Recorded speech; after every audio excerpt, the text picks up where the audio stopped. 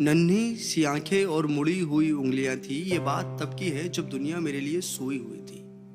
नंगे से शरीर पे नया कपड़ा पहनाता था। ईद वीद की समझ ना थी पर फिर भी मेरे साथ मनाता था। घर में खाने के वांदे थे पर एफडी में पैसा जुड़ रहा था और उसके खुद के सपने अधूरे थे पर मेरे लिए बुन रहा था। ये बात तब की थी जब दुनिया मेरे लिए सोई हुई थी। वक्त कटा, साल बढ़ा पर तब भी सब अनजान था। मैं फिर भी उसकी जान था। बिस्तर को गीला करना हो या फिर रातों को रोना, एक बाप ही था जिससे छीना मैंने उसका सोना था।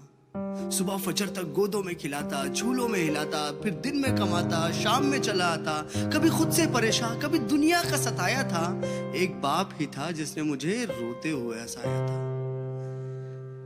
अल्फाजों से तो गूंगा था मैं, पर वो मेरे इशारे समझ रहा था। मैं खुद इस बात से हैरान हूं आज कि कल वो मुझे किस तरह पढ़ रहा था।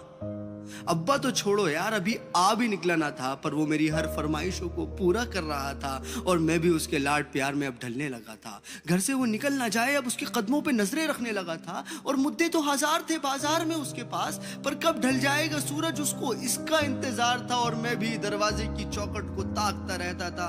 जब होती थी दस्तक तो वॉकर से झांकता रहता था। देख के उसकी शक्ल में दूर से चिल्लाता था। जो भी इशारे मुझे आते थे उससे उसे अपने करीब बुलाता था। वो भी छोड़ छाड़ के सब कुछ मुझे सीने से लगाता था। कभी हवा में उछालता था, कभी करतब दिखाता था मेरी एक मुस्कान के लिए। कभी हाथी कभी घोड़ा बन जाता था और सो सकूं रात भर सुकून के साथ। इसीलिए पूरी रात एक करवट में गुजारता था। इसीलिए पूरी रात एक करवट में गुजारता था।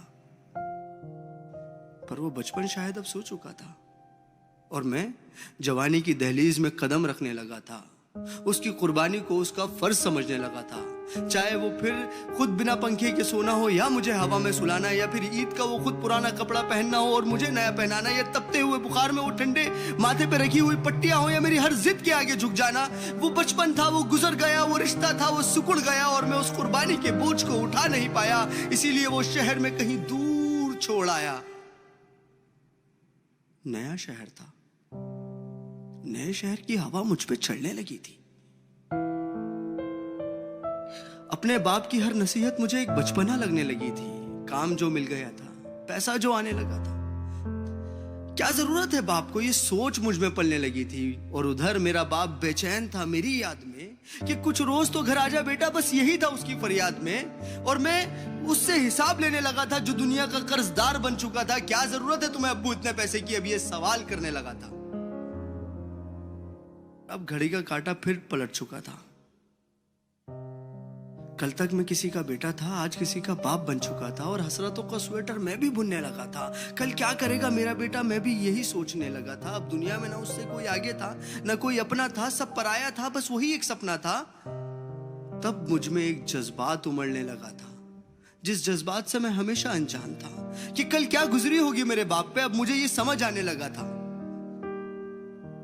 बेलोस मोहब्बत की मूरत होता है बाप। जो लफ्जों में ना बुना जाए और कलमों से जो ना लिखा जाए वो होता है बाप। जो रोते हुए को हंसा दे और खुद को माजूर बना के तुम्हें खड़ा कर दे वो होता है बाप। और ये एक मैसेज पूरी आवाम के लिए कि एक रोज तुम्हें एहसास जरूर होगा कि मसरूफ तुम थे, उम्र दराज वो होगा। एक रोज तुम्हें एहसास जरूर होगा कि मसरूफ तुम थे, उम्र दराज वो होगा। जिसकी उंगली का सहारा पकड़ के चला करते थे आज वही छड़ी का तलबगार होगा। और जिसके सदके में जी रहे हो आज, कल वो ना रहे तो क्या होगा। पर अभी वक्त बचा है कुछ खास तुम्हारे पास, तब तक जब तक बाप का साया तुम्हारे साथ होगा। और जन्नत के तलबगार हो तो सीने से लगा लेना, क्योंकि वही कल जन्नत का सरदार हो।